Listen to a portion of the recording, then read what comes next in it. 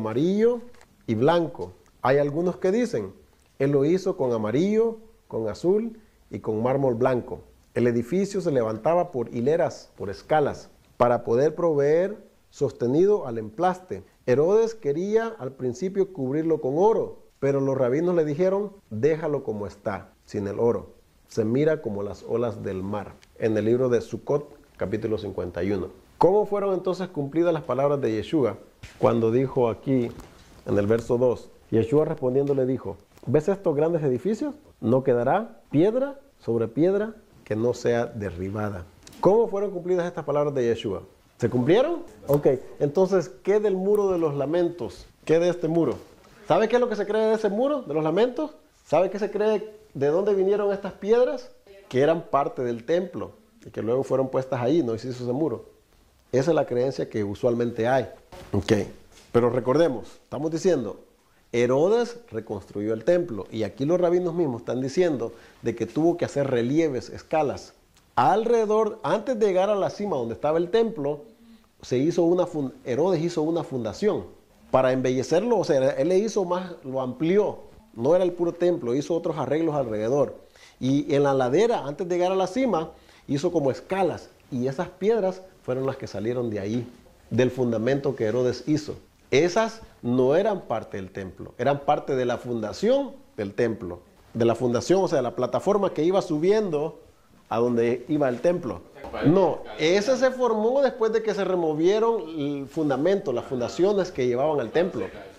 Pero la creencia popular es de que eran parte del templo mismo. No, no estaba ahí. Ese es otro punto. El templo no estaba ahí. Que mire, le voy a leer esto, este excerpto que es de lo que se sabe que son esas piedras. Dice, las piedras, los bloques, son lo que fue la fundación de la extensión en la ladera del templo que hizo Herodes para nivelar el monte Moria, que era un monte, ¿no? Obviamente había que nivelarlo para que hubieran como gradas para escalar hasta donde estaba la cima del monte. De esos edificios no hay restos. Del edificio del templo en sí, no hay restos. Si no, no se cumplía lo que Yeshua dijo, que no quedará piedra sobre piedra. Porque si esas fueran las piedras que formaron parte del templo, entonces lo que Yeshua dijo, entonces no se cumplía. Porque ahí están, y él dijo que no iba a quedar. Entonces, no puede ser eso. Pero la creencia en general es de que formaron parte del templo, y por eso es que, pues, todo judío devoto y persona que se identifica con Israel va allí y sabe que todas estas grietas están llenas con papelitos, con oraciones, con peticiones. Ahí van y las meten y se pueden orar. Vamos a seguir analizando un poco el capítulo 13. Marcos 13. Capítulo 13. Vamos a seguir con Marcos 13, ¿no? Ahora los discípulos se quedan con la intriga. Bueno, tú dices que esto va a ser destruido. Entonces le hacen la pregunta, ¿cuándo van a hacer estas cosas? Y se sentó en el Monte de los Olivos, frente al templo, y Pedro, Jacobo, Juan y Andrés le preguntaron aparte, dinos, ¿cuándo serán estas cosas? ¿De qué cosas? De lo que estás diciendo, que van a ser destruidas. ¿Y qué señal habrá cuando todas estas cosas hayan de cumplirse? Y entonces les empieza él a decir, y todas las cosas que vamos a leer aquí, o que están ahí, pues no las vamos a leer, son lo que se repite en Mateo capítulo 24. Acuérdense que son las señales antes de su venida. ¿Y habla de qué? De guerras, de rumores de guerras, que nación se levantará contra nación, que van a haber terremotos en muchos lugares, que va a haber hambres, que va a haber alborotos. Pero ¿qué dice él de todas estas cosas? ¿Qué dice que son? Son principios de dolores. Pero ¿cómo hemos tratado de analizar o cómo usualmente la gente cuando mira que estas cosas suceden, ¿qué dicen? Ya es el fin, dice. Miren cuántos terremotos están sucediendo últimamente. Han habido más grandes, pero usualmente ya tenía tiempo que no se registraba uno de 8.8. El terremoto más grande que se ha registrado en la historia es uno que ocurrió en Lisboa, ahí por el siglo XVII, donde se estremeció toda Europa. Pero este ha sido desde hace mucho tiempo el más grande que ha habido. Pero empezó con Haití, ¿verdad? Luego siguió con Chile. Y luego allá en el sur de Kuwait. ¿Y en qué parte más? Solo han habido 3. En Argentina. Y está temblando alrededor de toda la tierra. ¿Okay? Pero la gente que pues, si no analiza las palabras que Yeshua está diciendo, lo que automáticamente pensamos es, ya viene el fin. Pero él dice, esto solamente es principio de dolores. Las guerras y los rumores de guerra, ¿cuántos siglos y años llevan los países en guerras? ¿Y ya llegó el fin? Todavía no. Pero ¿qué dijo Yeshua? Eso no es el fin, dice. Es el principio de dolores. Les voy a leer aquí algo del Talmud, que es en el libro que se llama Pesikta Rabati, y dice, y fíjense cómo las palabras que Yeshua está diciendo se alinea con muchas de las cosas que los rabinos ya decían. Nosotros pensamos muchas de las veces que algunas de las cosas que Yeshua está diciendo son totalmente nuevas. Es un pensamiento nuevo que nunca antes se había mencionado. Pero Yeshua simplemente algunas de las veces está asegurando, está confirmando que algunas de las cosas que ellos creen está bien como las creen, están acertados. Miren lo que dice aquí en una de las formas como se creen esto que se llama dolores de parto. Aún dentro de la literatura rabina hay un pensamiento acerca de esto, que dicen que cuando el Mesías venga va a ser como dolores de parto. Se le conoce como Heilev Shel Mashiach. Heilev Shel Mashiach. Eso quiere decir dolores de partos. Y esto está en la literatura rabínica. Dice, en el año en el cual, esto lo dicen ellos, en el año en el cual el rey Mesías sea revelado, todos los reyes de la tierra se provocarán uno al otro, y los paganos los tomarán con dolores, como la mujer que está de parto. Y Israel temblará en miedo y dirá, ¿a dónde iremos o a dónde vendremos? ¿A dónde iremos o a dónde vendremos? 2 veces lo dicen. El Pesikta Rabati, capítulo 55. Entonces, ¿qué es lo que tenían ellos entendido de estos dolores de parto? ¿Cómo se iban a mostrar estos dolores de parto? De lo que Yeshua está diciendo aquí, que iban a ver qué. ¿Y qué es lo que está diciendo? ¿Qué es lo que está diciendo el Talmud? En el año que sea revelado el Mesías, ¿qué está diciendo? Se van a levantar los reyes de la tierra y se van a provocar uno al otro. ¿No es lo mismo que Yeshua está diciendo? Se levantará nación contra nación. Dice, y los paganos, dice, tomarán con dolores como la mujer que está de parto. ¿De dónde sacaban ellos este entendimiento? De los profetas. Isaías 66:7. ¿Cómo Isaías 66:7? Porque Yeshua está diciendo, ¿verdad? Esto es principio de dolores. Ahora, eso es conocimiento nuevo que él está revelando, porque ya los rabinos estaban diciendo de esto, que era principio de dolores. Lo decía como Heilev Shel Hamashiach, los dolores antes que venga el Mesías. Esto es lo que va a suceder. Isaías 66:7. ¿A quién se está refiriendo ahí, hermano? Antes que tuviese de parto, dio a luz. Antes que le vinieran dolores, dio a luz hijo. ¿Quién oyó cosa semejante? ¿Quién vio tal cosa? ¿Concebirá la tierra en un día? ¿Nacerá una nación de una vez? Pues en cuanto Sión estuvo de parto, dio a luz a sus hijos. ¿De quién está hablando ellos ahí? Está hablando de una ciudad, no está hablando de una mujer. Está haciendo una comparación de Sión, dice, de Jerusalén. Y está como, ¿qué dice? Como con dolores de parto. Jeremías 31:15. Jeremías 31:15. Así ha dicho Hashem, voz fue oída en Ramá, llanto y lloro amargo. Raquel que lamenta por sus hijos y no quiso ser consolada acerca de sus hijos porque perecieron. ¿Cómo se entiende este tiempo antes de que venga la restauración, antes de que venga Yeshua nuevamente? Como tiempo de lamentación. ¿Por qué cree que se llama ese muro el muro de los lamentos? ¿De qué se está lamentando el pueblo ahí? ¿De qué se lamentan? De la situación en la que se encuentran, que quieren que el Padre los restaure, que se cumplan las promesas dadas a través de los profetas, que sean ellos cabeza de los montes, que sean ellos sobresalientes sobre las naciones, que ya no ser cola, sino ser cabeza. De eso se está lamentando, ya, ven ya. El cordero dice a la esposa, ¿cómo le dice? Ven. ¿Recuerdan? Hay un canto que se llama, el cordero dice a la esposa, ven, ya ven. Ellos están pidiendo eso. Nosotros también estamos pidiendo eso. Entonces están lamentándose. Miqueas, capítulo 4. Miqueas 4, del verso del 8 al 10. Dice, y tú, oh torre del rebaño, fortaleza de la hija de Sión, hasta ti vendrá el señorío primero, el reino de la hija de Jerusalén. Ahora, ¿por qué gritas tanto? ¿No hay rey en ti? ¿Pereció tu consejero que te ha tomado dolor como mujer de parto? Duélete y gime, hija de Sión, como mujer que está de parto, porque ahora saldrás de la ciudad y morarás en el campo y llegarás hasta Babilonia. Allí serás librada, allí te redimirá Hashem de la mano de tus enemigos. ¿Cómo están mirando ellos? Que antes de que Sión, antes que Jerusalén, antes que el pueblo de Israel pueda ser liberado, tiene que pasar por un tiempo como el que la mujer pasa antes de dar a luz, como dolor de parto. Pero fíjense cómo es la analogía, o sea, cómo es la comparación. ¿Qué es lo que viene después del parto? ¿La alegría de qué? De ver un hijo nacer. ¿Se recuerdan que estaba diciendo allá? Lo que estaba diciendo acerca de Jerusalén, que va a renovar, dice, como mujer y como un hijo. Después de que ya el hijo nace, hay alegría. ¿Y a quién se estará refiriendo este hijo? ¿A quién se espera? A Yeshua, al Mesías. Ellos se refieren, los rabinos mismos se refieren a él. Que antes que el Mesías venga, dicen ellos, tienen que haber dolores de parto, tiene que haber lamentación, tiene que haber persecución. Y la ha habido. Pero después, una vez que él venga, dice, esto no va a ser así. Bueno, volvamos a Marcos. La idea es que miremos que lo que Yeshua está mencionando, ellos no eran ajenos a estas cosas ni a estas creencias. Ellos ya entendían esto. La siguiente parte que está enseñando ahí Marcos es que qué tenía que suceder antes de que él viniera. Sí. Marcos 13, en el siguiente versículo, el 9 dice, pero mirad por vosotros mismos, porque os entregarán a los concilios y en las sinagogas os azotarán y delante de gobernadores y de reyes os llevarán por causa de mí para testimonio a ellos. Pero es necesario que las buenas nuevas sea anunciada ante las naciones. ¿Usted cree que ya pasó eso? O sea, antes de que venga la restauración completa, está diciendo, es necesario que las buenas nuevas sean anunciadas a las naciones. Mire, nosotros que albergamos ese sentimiento y ese deseo, podemos creer de que ya todo el mundo sabe de Yeshua, que todo el mundo sabe del Mesías. Pero hay aún lugares en la tierra en que no se sabe nada de Yeshua, en que no se sabe nada de la restauración.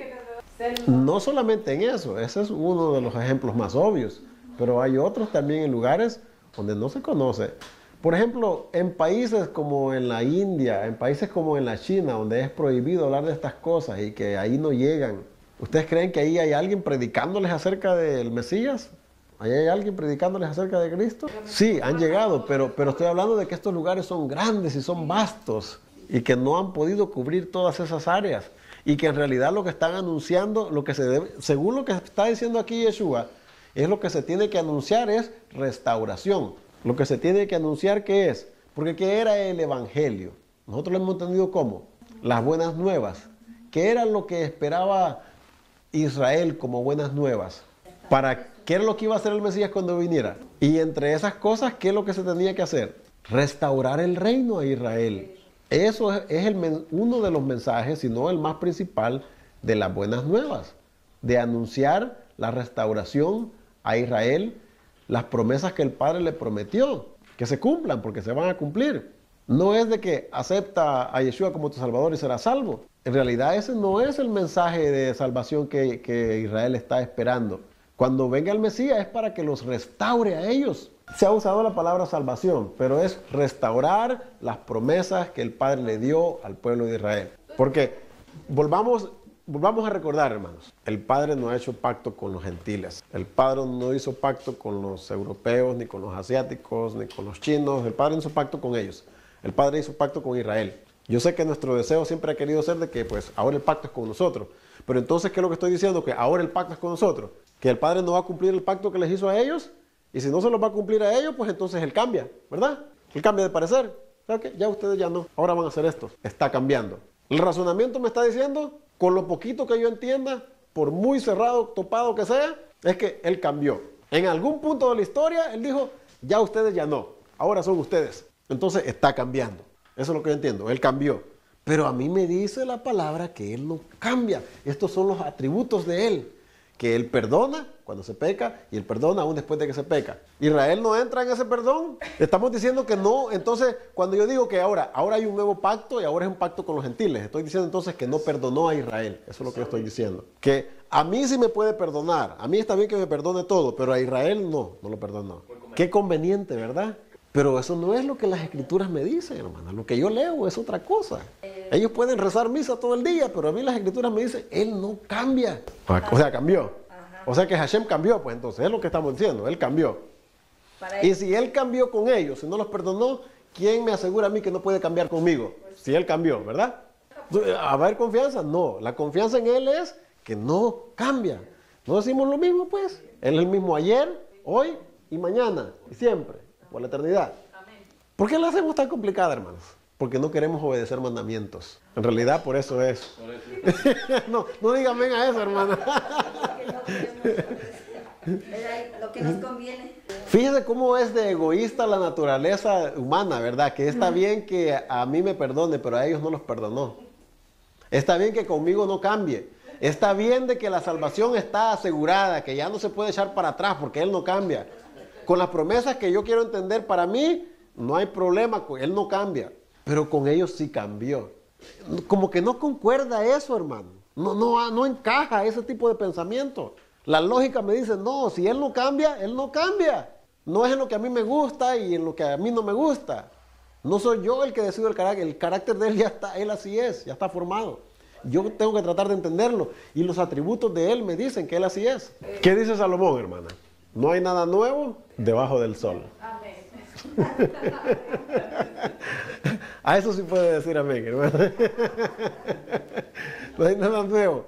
Ya lo que el Padre está haciendo va a ser restaurando, renovando, levantando de las ruinas. Pero acordémonos, cuando el templo fue renovado, cuando el templo fue reconstruido, en los tiempos de cuando regresaron de Babilonia, no lo hicieron en otro lugar, lo hicieron en el mismo lugar donde había estado el anterior. Cuando se renueve el nuevo templo, según las profecías, si yo creo en las profecías, me está diciendo que va a ser ¿dónde el templo? En Jerusalén. ¿Dónde entonces en Jerusalén será? ¿En el mismo lugar o donde sea? Donde estaba antes. ¿Y por qué no lo ha reconstruido el pueblo de Israel el templo? Porque tiene que ser donde estaba antes. Ellos entienden bien claro eso. No pueden construir. Ellos pueden construir un templo semejante en otro lugar, pero ¿por qué no lo hacen en otro lugar?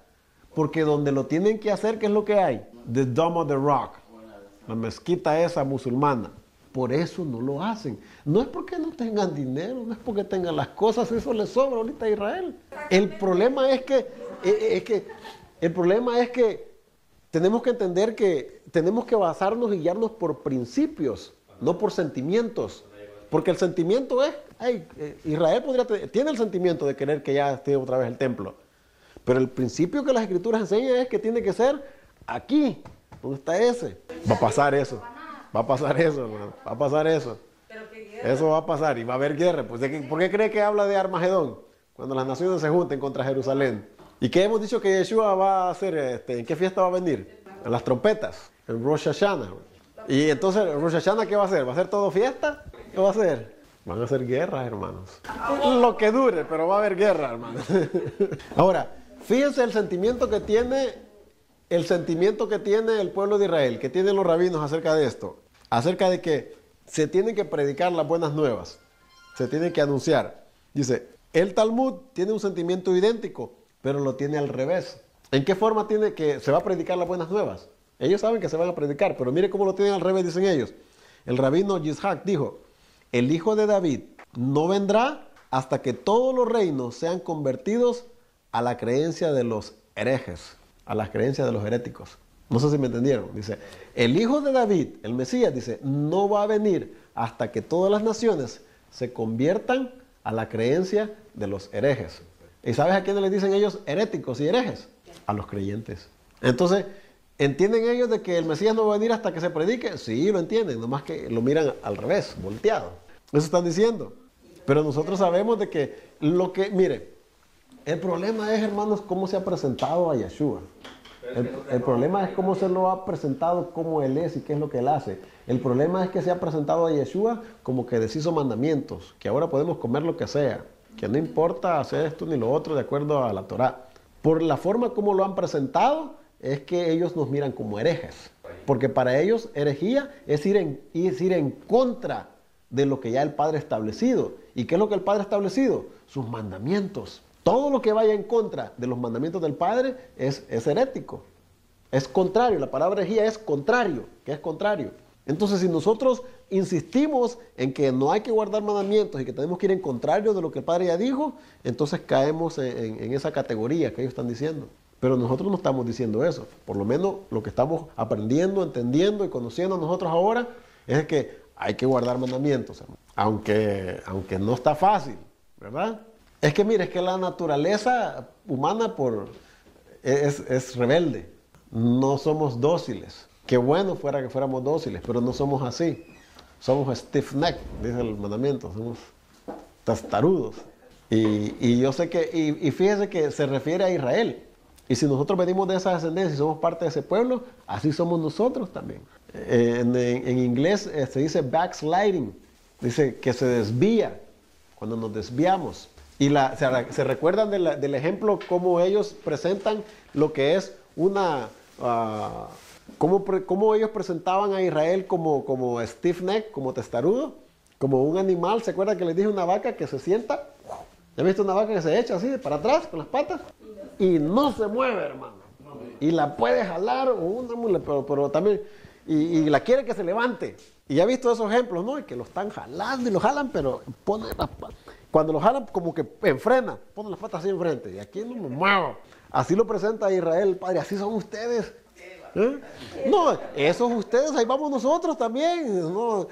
Porque es bonito hacerle, ¿verdad? Así, pero mire, 3 apuntan para acá, mire, hay que hacerle así, ¿ve? Tristemente, ¿verdad? Sí, cuando Él se revele a través de su Hijo y venga en poder y restaure.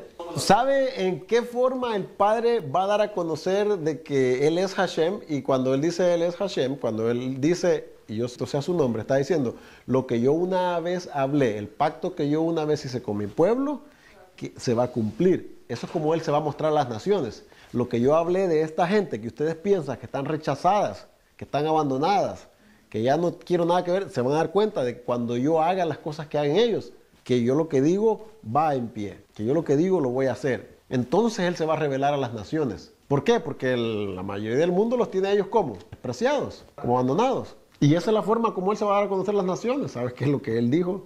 Lo está haciendo, ¿no? Cuando ya se cumplan las cosas, mira. Entonces, está difícil, hermano, está difícil, no está fácil. Y nosotros estamos, Baruch atah Hashem, ¿verdad?, con un poco de ventaja en cuanto al entendimiento de cómo estas cosas van a ser. Tristemente, algunos de nuestros hermanos, pues, siguen creyendo doctrinas y dogmas, ¿verdad?, y opiniones personales. Pero eso es lo que nosotros queremos salir de esa tendencia, a simplemente aceptar lo que nos han dicho, por no hacer lo que estamos haciendo ahora, por no estudiar, por no comparar. Sigue diciendo en el capítulo 12, del versículo 12 al 13, dice, y el hermano entregará a la muerte al hermano, y el padre al hijo, y se levantarán los hijos contra los padres y los matarán. Estas son algunas de las cosas que van a suceder antes de que Él venga, ¿verdad? ¿De dónde saca Yeshua esto? Vuelvo a decir, voy a seguir presentando que las cosas que Yeshua está hablando aquí no son nuevas, hermano. Él está reafirmando que lo que los profetas dijeron y que lo que ellos creen está bien. Así van a ser esas cosas. Mire, ahora, para que comparemos lo que Yeshua está diciendo con lo que ellos creían y que miremos que están a la par, mire lo que dice en el libro Sanedrín 97. En la generación de David, dice, de David Mesías, los jóvenes insultarán a los ancianos y los ancianos tendrán que estar de pie delante de los jóvenes, o sea que no les tienen respeto por ser ancianos. Una hija se levantará en contra de la madre y una nuera en contra de la suegra. La cara de esa generación será como la cara de un perro y un hijo no tendrá vergüenza ante su padre. ¿Qué comparación la que hace, verdad? Que la cara de esa generación dice que va a ser como la de un perro. ¿Qué pensamos nosotros cuando miramos un perro? Que no tiene entendimiento, que es, como dice Pedro, ¿qué? Dice, como el perro que se vuelve a su vómito, dice Pedro, y la puerca a su lodo. Y entonces, fíjese, esto es lo que está diciendo el Talmud. Ahora, ¿qué es lo que está diciendo el Talmud? Es diferente a lo que Yeshua está diciendo, que está diciendo Yeshua. Hermano entregará la muerte al hermano y el padre al hijo. Y se levantarán los hijos contra los padres y los matarán. Es el mismo entendimiento que ellos tienen. Ahora, ¿de dónde lo sacan ellos? ¿De dónde lo saca Yeshua? ¿Y dónde lo sacan los rabinos que están hablando del Talmud? ¿Dónde lo sacan? Miqueas, capítulo 7. Hagan sus propias referencias, les digo yo. Más fácil. En realidad ellos están citando de aquí, hermano. Dice, porque el hijo deshonra al padre y la hija se levantará contra la madre, la nuera contra su suegra y los enemigos del hombre son los de su casa. ¿No son las mismas palabras que dijo Yeshua? 7:6. ¿No son lo mismo que está diciendo el Talmud? Entonces, ¿en qué están basando ellos lo que están expresando? En lo que ya fue dicho por los profetas. Ni el Talmud ni Yeshua están diciendo nada diferente de lo que los profetas dijeron. Están diciendo lo mismo que los profetas dijeron. Y esto sigue mostrando de que las cosas que se hablaron con anterioridad siguen siendo iguales, continúan estando en pie. No está contradiciendo Yeshua nada, está diciendo lo mismo que ellos siempre han creído. Marcos, vamos otra vez a Marcos. ¿Cómo continúa ahí diciendo? Y seréis aborrecidos de todos por causa de mi nombre, mas el que persevere hasta el fin, este será salvo. Aborrecidos por causa de mi nombre. Mire, hermano, esta expresión ha dado lugar a varias interpretaciones. ¿Qué interpretaciones ha dado? ¿Cuál es la que ustedes conocen? Seráis aborrecidos por causa de mi nombre. ¿Cómo hemos interpretado esto nosotros antes? Por creer en Jesús, ¿verdad? Usted va y si algunos de ustedes que han venido de familias muy católicas, cuando se hicieron cristianos, ¿qué pasó con sus familias? Los aborrecieron porque se hicieron cristianos, ¿verdad? No, es que no aborrecer en el término como entendemos, sino que ya se retiraron un poco de esto. O los miran diferente, los miran raros, ¿verdad? ¿Ok? ¿Cómo se interpreta en el cristianismo esto? Aborrecidos por causa de mi nombre. Cuando se predica a Yeshua, ¿verdad? En grupos que pues católicos o de otras religiones, ¿verdad? Ahora, dentro del mesianismo, ¿cómo se ha interpretado eso, hermano? Dentro del cristianismo se interpreta como, si yo antes era católico y ahora soy cristiano, me aborrecen. Aborrecidos por causa de mi nombre. ¿Por qué? Porque ahora se anda predicando a Jesús, ¿verdad? Así es como se ha interpretado, hermano. ¿Cómo se interpreta ahora en el mesianismo, hermano? Porque ya no dice Jesús, porque ahora dice Yeshua. ¿Y sí hay menosprecio por causa de eso? Sí. ¿Por qué? Porque dicen, se volvió legalista, se volvió fariseo, judío se cree ahora. ¿Hay aborrecimiento? Sí. Desprecio. ¿Ok? Entonces, ¿se fijan cómo cada grupo lo interpreta de acuerdo a donde ellos están? ¿Pero se refiere a eso? Ahora, en parte sí, hermano. En parte sí se refiere a hablar de Yeshua. Pero eso no es todo el panorama. ¿Okay? Fíjense que, irónicamente, la interpretación, el resultado de esto va más allá o de menos nosotros pensamos o esperamos. Para empezar, tenemos que interpretar. ¿A quién le estaba hablando Yeshua? A los enviados, Talmidim. ¿A quién les hablaba? A ellos, ¿verdad? ¿Y ellos qué eran, hermanos? Eran judíos. ¿Le está hablando Yeshua aquí a gentiles? No. Ok. ¿Ellos con qué nombre lo conocían? ¿Que era importante en realidad el nombre de él? ¿El nombre de él era qué era? Era Josué. Era Josué. Yahshua o Yahoshua. Entonces, pero la ironía de la predicción es que históricamente, hermanos, los que más han sido perseguidos por el nombre de Yeshua, con el nombre de Jesús, han sido este pueblo, la verdad. Yeshua le hablaba a ellos. ¿Y quiénes han sido perseguidos y matados porque mataron a Cristo? A través de la historia no hay ninguna raza ni hay ninguna otra religión que haya sido perseguida como lo han sido ellos, por causa del nombre de una persona, por causa del nombre del que se supone que los tiene que salvar. Por el nombre de él los están matando. Por el nombre de él Hitler mató casi 6 millones y los han perseguido la Inquisición en España y en México y en Sudamérica y donde quiera que fueron, donde quiera que ellos iban, los perseguían a causa de este nombre. Entonces, hace más encaje que Yeshua les está diciendo, van a ser perseguidos y aborrecidos por causa de mi nombre, a que digamos por predicar a Jesús. Porque, ¿qué es lo que la historia me comprueba a mí, hermano? Es lo que tengo que pensar. ¿Qué es lo que las evidencias me presentan? ¿Qué es lo que la historia me dice? ¿Quién ha sido más perseguido? Ahora, vamos a ser honestos. Los cristianos sí han sido perseguidos, hermanos. También, cuando los protestantes se separaron de la iglesia popular, también fueron perseguidos. Pero no con la magnitud que han sido perseguidos ellos. O sea, en comparación cómo ellos han sido perseguidos, nadie se les compara. Pero no por él. Sí, cuando él se refiere al nombre es por lo que yo soy. No se está hablando del nombre literalmente, sino de quién él es, porque hablando del Mashiach, a causa de mi nombre, a causa de mí, lo que yo soy, lo que yo he venido a hacer, a causa de eso van a ser aborrecidos y van a ser perseguidos. Y no es el pueblo judío el que ha sido aborrecido a causa del nombre de él y que han sido perseguidos. Pero fíjense cómo se ha entendido al revés, ¿verdad? Históricamente, como les digo, ellos son los que más han sido perseguidos. No ha habido ningún otro pueblo, ninguna otra religión. Entonces, cuando dice, podemos aplicar y seréis aborrecidos por causa de mi nombre, es por predicar a Jesús, no se aplica, hermano. Cuando usted compara la historia, quienes han sido perseguidos y aborrecidos por causa del nombre de Yeshua ha sido el pueblo judío, la verdad. Sigue hablando el capítulo 14 y dice, pero cuando veáis la abominación desoladora de que habló el profeta Daniel, puesta donde no debe de estar, el que lee entienda. Entonces los que estén en Judea huyan a los montes. ¿De qué está hablando aquí Yeshua? Primeramente, Yeshua está hablando del profeta Daniel. Vamos a Daniel, donde se habla de eso. No hay nada más fácil que, ¿está diciendo que Daniel habló de eso? Vamos a Daniel. Capítulo 11, verso 31. Y pondrán la abominación desoladora. 9.27, un poquito más atrás, 9.27, del mismo libro, Daniel. Muevan esos deditos, hermano, muevan. Por otra semana confirmará el pacto con muchos. A la mitad de la semana hará cesar el sacrificio y la ofrenda. Después, con la muchedumbre de las abominaciones, vendrá ¿quién? El desolador, hasta que venga la consumación, y lo que está determinado se derrame ¿sobre quién? Sobre el desolador. Sigue hablando de desolación. Recordemos, Yeshua nos está dando la pauta de cuándo esas cosas van a suceder. Dice, cuando ustedes miren que viene la abominación desoladora, entonces, listos, Listo. Quiere decir que, vámonos. Esa es la señal que les está dando. ¿Okay? Vamos a mirar el otro. 12:11. Daniel siempre. En aquel tiempo se levantará Miguel, el gran príncipe que está de parte de los hijos de tu pueblo, y será tiempo de angustia. Recordemos, estamos viendo de angustia, ¿verdad? Abominación desoladora, cual nunca fue antes de que hubo gente hasta entonces. Pero en aquel tiempo será libertado tu pueblo, todos los que se hallen escritos en el libro. 12:11 y el 11 también, hermano. El 1 y el 11. Miren lo que dice el 11, capítulo 12, Daniel. Y desde el tiempo que se ha quitado el continuo sacrificio hasta la abominación desoladora, habrá 1290 días. Ahora, entonces, ¿a qué se está refiriendo Yeshua? ¿Se está refiriendo a los días antes de que Él venga o está refiriéndose a los días finales? Estoy hablando de que Él venga, porque nosotros sabemos son cuántas, son 2 venidas. ¿De antes que Él viniera la primera vez o de antes de los días finales? ¿A cuál de los dos está refiriendo? ¿Sucedieron cosas como una abominación desoladora antes de que Él viniera? Macabeos 1, el libro de Macabeos 1.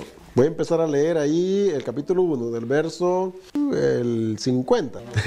Bueno, mire, voy a empezar a leer del verso 43. Macabeos 1, verso 43 dice, el rey Antíoco publicó un decreto en todo su reino de que todos formasen un solo pueblo, dejando cada uno sus peculiares leyes, o sea, las que ustedes creen. Todas las naciones se avinieron a la disposición del rey. Muchos de Israel se acomodaron a este culto, sacrificando a los ídolos y profanando el sábado, por medio de mensajeros. El rey envió a Jerusalén y a las ciudades de Judá órdenes escritas de que todos siguieran aquellas leyes, aunque extrañas al país. Que se suprimiesen en el santuario los holocaustos, el sacrificio y la libación. Que se profanasen los sábados y las solemnidades. Que se contaminase el santuario y el pueblo santo. Que se edificasen altares y santuarios e ídolos y se sacrificasen puercos y animales impuros. Que dejasen a los hijos incircuncisos. Que manchasen sus almas con todo género de impureza y abominación. De suerte que diesen al olvido la ley y mudasen todas sus instituciones. Y que quien se negase a obrar conforme a este decreto del rey fuera condenado a muerte. No es primera vez que hay un pueblo o que hay una creencia al cual se le dice no tienes que guardar mandamientos. Esas cosas de leyes y de sacrificios y todas esas cosas, no hagas nada de eso, ¿verdad? No hagas nada de eso. Ya se lo dijeron al pueblo de Israel. Capítulo 2, mire, voy a leer ahora. Capítulo 2, voy a empezar a leer del verso 14. Voy a leer desde el verso 1. Esto casi no lo leemos nosotros. Quizás Shabbat va a ser la única oportunidad cuando lean estos libros o lo que dice aquí estas cosas. Dice, por entonces se levantó Matatías, hijo de Juan, hijo de Simeón, sacerdote, de los hijos de Joarib, de Jerusalén, que habitaba en Modín. Tenía 5 hijos, Juan apellidado Cádiz, Simón llamado Tasi, Judas apellidado Macabeo, Eleazar apellidado Abarán y Jonatán apellidados Apfos. Y viendo las abominaciones cometidas en Judá y en Jerusalén, dijo, ¡ay de mí! ¿Por qué nací yo para ver la ruina de mi pueblo y la ruina de la ciudad santa, obligado a habitar aquí, cuando está en poder de enemigos, y su santuario en poder de extraños? Su pueblo ha sido tratado como un infame, sus vasos preciosos llevados en botín, sus niños muertos en las plazas y sus jóvenes caídos a la espada enemiga. ¿Qué nación no se ha adueñado de su reino y no se ha apoderado de sus despojos? Todo su ornato le fue arrebatado, y la que era libre fue hecha esclava. Y la que era libre fue esclava. ¿A qué se está refiriendo? A Jerusalén, hermano. A Jerusalén. Y ved cómo nuestro santuario, que era nuestro honor y nuestro esplendor, está desolado, profanado por las gentes. ¿Para qué vivir? Rasgaron Matatías y sus hijos sus vestiduras y se vistieron de saco e hicieron gran duelo. En tanto llegaron a la ciudad de Modín los delegados del rey, formando a la apostasía mediante las ofrendas del incienso.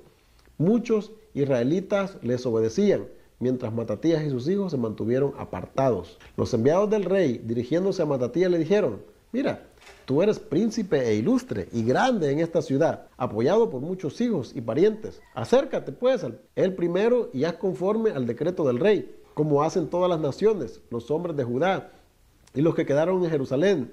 Y seréis tú y tu casa de los amigos del rey, y seréis enriquecidos tú y tus hijos de plata y oro y muchas mercedes. A lo que contestó Matatías diciendo en alta voz: aunque todas las naciones que formen el imperio abandonen el culto de sus padres y se sometan a vuestros mandatos, yo y mis hijos y mis hermanos viviremos en la alianza de nuestros padres. Y esa palabra alianza ya sabemos que es otra palabra para pacto.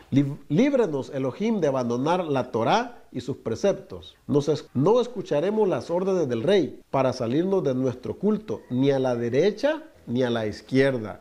No sé, esto es lo mismo que Moshe le encargó al pueblo y le dijo: no se hagan con los mandamientos ni a la derecha ni a la izquierda. Apenas había terminado de hablar cuando en presencia de todos se acercó un judío para quemar incienso en el altar que había en Modín, según el decreto del rey. Al verlo, Matatías se indignó hasta estremecerse y llevado de justa indignación, fue corriendo y lo degolló sobre el altar. Al mismo tiempo mató al enviado del rey que obligaba a sacrificar y destruyó el altar, y así mostró su celo por la Torá, como había hecho Finés con Zambri, el hijo de Salón. ¿Qué está pasando entonces aquí, hermano? ¿A qué se estará refiriendo a Yeshua cuando habla de la abominación desoladora?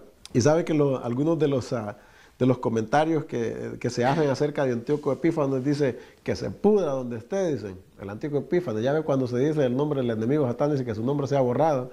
Estos dicen que se pudra donde esté. En algún lugar ha de estar el espíritu de él por ahí descansando, ¿verdad? Que en paz no creo que esté descansando, pero en algún lugar va a estar. Y dicen ellos, porque profanó el templo. No solamente profanó el templo y con todos estos sacrificios que hizo. ¿Sabe qué más puso ahí? ¿Qué más hizo? ¿De quién? Tibio, tibiecito, tibio.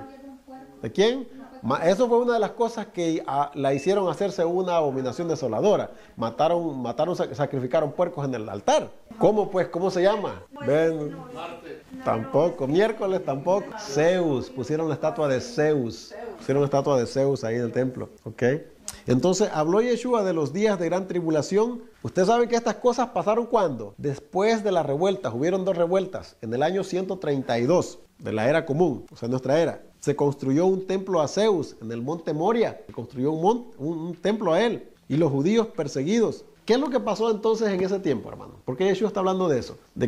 Porque cuando vinieron todas esas cosas, hermano, la persecución sobre el pueblo de Israel, para que abandonaran sus leyes, para que abandonaran la Torá y todas sus costumbres. ¿Qué es lo que pasó con los que no querían morir? ¿Qué es lo que acabo de leer aquí que hacían? Ellos hacían las mismas cosas, ¿ok? Para no perder su vida. Después de esas revueltas, ustedes saben que aún los creyentes, los prosélitos y algunos gentiles que se habían convertido al judaísmo, trataron de desasociarse completamente de todo lo que pareciera judío.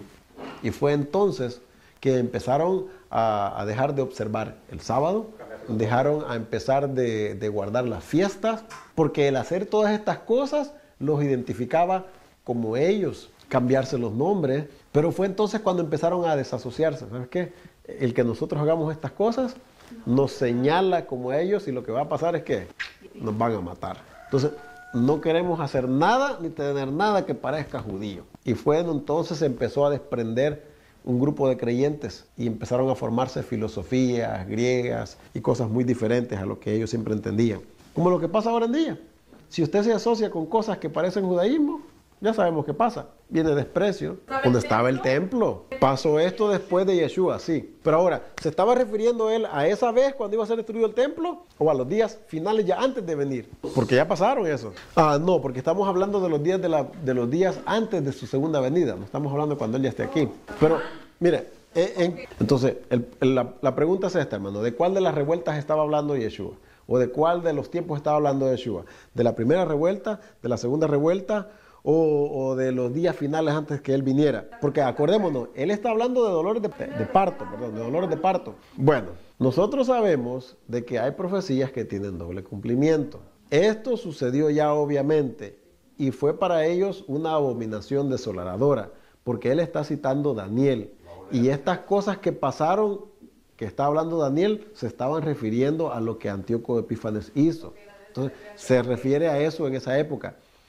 Pero también se refiere antes de que él venga, porque Yeshua está hablando de dolores de parto, y esos dolores de parto son antes de que él venga otra vez. Entonces, va a venir nuevamente persecución sobre el pueblo y aquellos que practiquen y hagan cosas dentro de la Torá. Sí, hermano. Baruch atah Hashem, que todavía nosotros no estamos siendo perseguidos por parecernos judíos. Digo por parecernos porque la gente nos mira nomás como que nos queremos parecer, sin entender que en la historia tenemos evidencias y más que la historia, la profecía decía que iba a haber un pueblo que iba a perder su identidad, pero que el Padre los iba a volver a reconocer, que el Padre les iba a volver a hacer saber, de una u otra forma, el Padre nos hace saber de que no somos gentiles. Lo ruhama, lo ami, ¿verdad? Entonces, ¿qué va a pasar? Cuando nosotros presentemos esas características, ¿vamos a volver a ser perseguidos? Sí, hermano, vamos a volver a ser perseguidos. Ya es la hora de la oración, hermano, vamos a orar. ¿Ah?